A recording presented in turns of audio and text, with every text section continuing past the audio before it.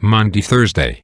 On Thursday, the eve of the Passion, Jesus Christ took bread, and, having blessed it, broke and distributed it to his apostles, saying to them, "Take and eat, this is my body, which shall be delivered for you."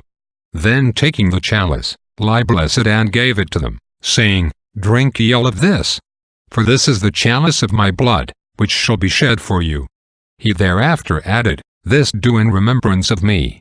These words, in all their precision, simplicity, and clearness, contain the institution of the adorable sacrament of the Eucharist, and irrefragable proof of the real presence of Jesus Christ in this sacrament, and the demonstration of his perpetuity in the Church. But, rather than indulge in reasoning, let us set forth briefly the principal effect. Jesus Christ, before instituting it, had said that this sacrament would communicate life eternal to those receiving it.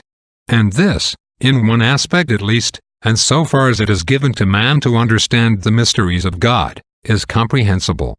Sin had implanted in man the germ of death and vice.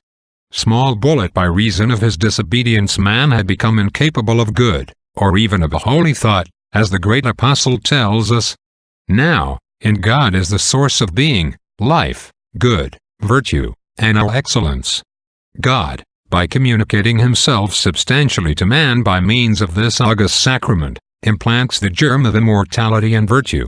Man, if limited to his own powers, could not even think out a useful way of becoming virtuous, for whence should he take the principle of virtue and the means of putting it in practice? He would consequently have to incur eternal loss, since salvation without virtue was a thing utterly impossible. But once pervaded with the principle of grace by an intimate union with God, he has only to let it develop and to cultivate the good seed sown in him. Thus does the diamond, of itself colorless and dim, absorb the light when exposed thereto, becoming a sparkling center of light and shining with a radiant luster. The more vivid the light, the more brightly will the diamond shine, if it be pure. In like manner, the more man launches himself into the divine substance, the more will he therewith be inundated by Holy Communion. The more potent, also, will his life become in virtues strong and manifold, and, consequently, ensure claims to salvation. Reflection. With what respect, love, and ardor ought we not to receive this divine food, which maketh to live forever,